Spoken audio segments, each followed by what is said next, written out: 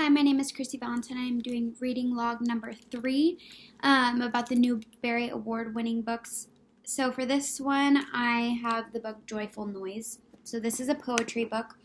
I wanted to do a poetry book because I think poetry is a great thing to introduce to readers at a young age because it helps to kind of advance their creativity and imaginations. And I think this was a great one to choose for the Newbery Award-winning books. So Joyful Noise, like I said, is a poetry book. It has multiple poems in it. I'll go ahead and flip to the table of contents. Sorry. It has multiple poems in it, and each different poem is about a different insect. So if you look here at the table of contents, we see there's grasshoppers, water striders, mayflies, fireflies, book lice, so on and so forth. So each different poem is about a different insect. And the fun thing about this book is that for each insect, the poems talk about the wonderful and beautiful parts of that insect. So I think the title is accurate in the description of this book because it does talk about the joyful noises that every bug makes. It talks about the noises they make, how they get around, where they live. It's just a beautiful way to describe these insects that may not be seen in the environment. And the illustrations in this book, as you can see, are all black and white. But it doesn't take away from the fact that they are extremely detailed. They are beautiful, beautiful pictures. And although there's not many of them, I think that it's a fun way to introduce each and every poem by having a wonderfully detailed picture on the page. So yeah, even though they're black and white, I still think they're great illustrations for the book. There's one on the back where they're kind of conversing. I think they're cicadas. I think this book would be perfect for children. Maybe not new readers, probably more advanced readers, because I think poetry should be introduced elementary school age.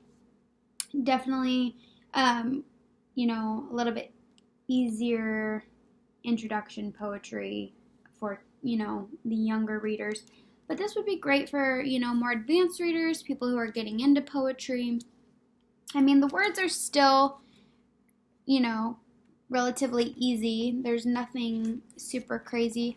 The thing that is different about this book that would be more for advanced readers is because the book, you read it you read that page or that side, and then you read this side, which, it took me a second of getting used to, but I think that it's great because it kind of expands your knowledge, your creativity, the way you think about books. It makes you a little bit more open-minded to read poetry books because they're so different than, picture books or just, regular fiction books or anything like that. So I think introducing poetry like this, even if you're just reading it aloud, is a great way to get children thinking about different ways they can think about reading and writing. And, even though this book may be for more advanced students, I think it would be a great thing to have in the classroom just because of how different it is and how it can enhance that creativity and open their minds. I also connect to this book because I have recently started really getting into poetry. I think the only reason I didn't when I was younger is because it really wasn't introduced to me in a fun way. So that's why I found it so important to kind of do something about poetry, because now I realize how much I enjoy it and how it just kind of puts me in this zen mind to read poetry, and that it's so different, but the rhythm of it, the uniqueness, the beauty of it is all so wonderful for someone to read, especially if they're, stressed out or having anxiety. So I think this is a great, starter poetry book that isn't for super young readers, but, those who are really interested in something different. Maybe 4th, 5th, 6th graders who are just trying to find something that they think is just unique and beautiful. So I think this would be great for that. I think an activity that you could do with students after reading a book such as this one is, for older students, you could honestly have them, go back to their desk, write out a concept map, and come up with their own poem that kind of goes along the lines with something from the story. So about insects, or maybe their favorite animal, that they can kind of base off of the way they wrote their poems.